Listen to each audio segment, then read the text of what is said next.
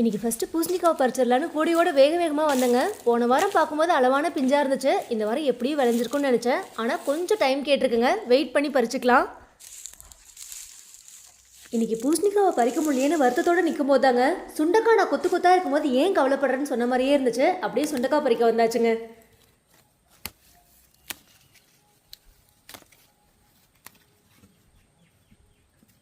சுண்டக்காய் பறிச்ச கையோட திரும்பி பார்க்கும்போது தாங்க புடலங்காக்கிட்ட இருந்த ஒரு சத்தம். நான் பூசணிக்காய் மாதிரி லேட்லாம் பண்ண மாட்டேன், 2 நாளில் முத்திடுவேன், என்ன பறிக்கிறதுன்னு சொல்லிச்சு. 3 கை அப்படியே முத்து முத்தாக இருந்துச்சுங்க. அதையும் பறிச்சுக்கலாம். லாஸ்ட் டைம் குட்டி குட்டி பிஞ்சாக காமிச்சிருப்பேன், நல்லா விளைஞ்சிருக்குங்க.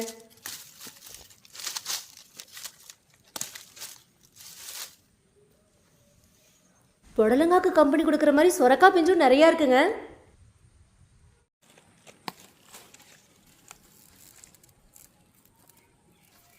புடலங்காய் பறிச்ச கையோடு அந்த பக்கம் திரும்பி பார்த்தா பீக்கங்காவும் சொரக்காவும் நான் இருக்கேன்னு சொல்கிற மாதிரியே ஒரு சவுண்டுங்க. ஆனால் இந்த பக்கம் நாவல் பழம் நான் இருக்கும்போது எங்கே போகிறேன்னு கேட்ட மாதிரியே இருந்துச்சு. அப்படியே ஓடி வந்தாச்சுங்க. நாவல் பழம் கொத்து கொத்து அப்படியே பழுத்துருக்குங்க.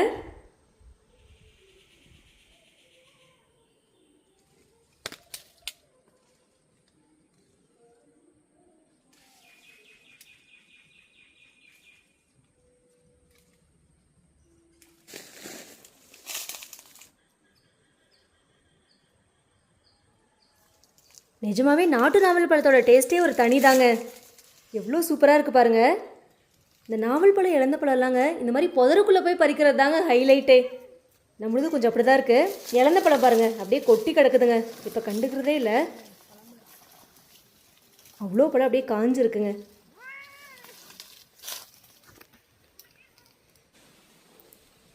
இதெல்லாம் பாருங்கள் அப்படியே ஒரு கொத்து அப்படியே பழுத்துருக்குங்க.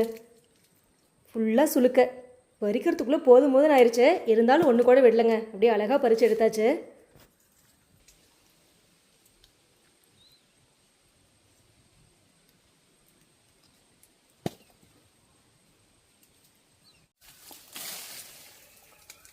சுளுக்கக்கடி வாங்கினாலும் முருங்காயும் இல்லைங்க, அதையும் பறிச்சாச்சு.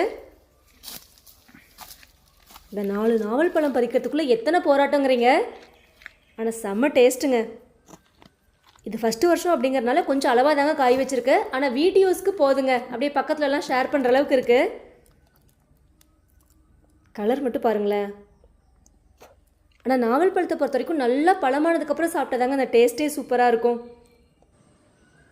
இதெல்லாம் அப்படியே கையிலேயே பறிக்கிற மாதிரி நிறையா இருக்குங்க. இந்த பக்கம் வந்தோம் அப்படின்னாவே பறித்து சாப்பிட்டுக்கலாம், அந்தளவுக்கு இருக்குது.